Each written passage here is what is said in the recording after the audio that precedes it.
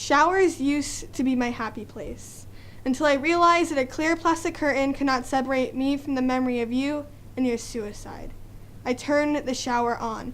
Water washes through my hair, shampoo scrapes my dandruff flakes, which makes my head start to bleed like when I fell and cut my knee and you told me I was not a baby. Conditioner is clear. Like it's clear you covered up the pain because the person I knew would stay up and have pillow fights until 3 a.m.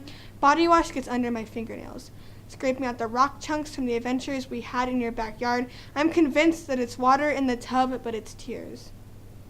The bath is filling up because there's something in the drain. A 3-year-old looking at her uncle for the first time and saying, "Grandpa?" The water gets so high that the overfill line stops working. I slip.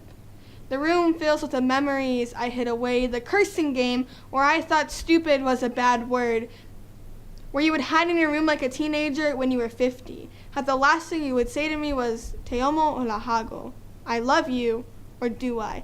And no one said anything. The water's gone. It turned to New Mexico dust, your footprints lasting 30 seconds, making it impossible for my auntie to find you until it was too late. The tub becomes a tree you've had to test before. The shower head is making the shape of the red braided diamond noose.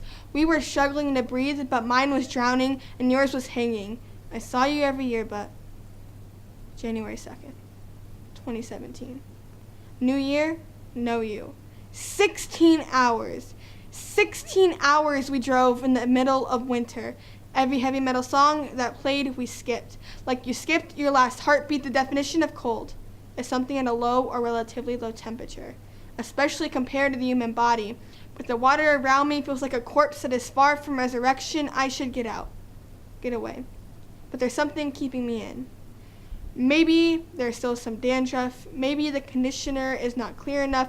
Maybe the rock chunks are too hard to find, but I do know that running water does not allow me to light candles in the shower, but the candle with your name written on it defies the law of nature. And when I see it, I scream at the top of my lungs that I don't care why you did it, and I don't want to know.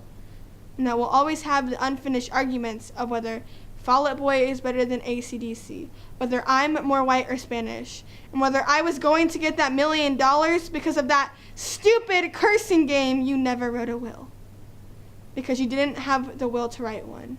Let me write one for you. Let me settle your loose ends. Let me help you. Uncle Mike, I don't know if you're proud of me. I don't know why the only time I think of you is in the shower, and why showers were ever my happy place to begin with. When I'm able to drain the water, I hope the bad memories go with it. And when I open that curtain, you're not really gone.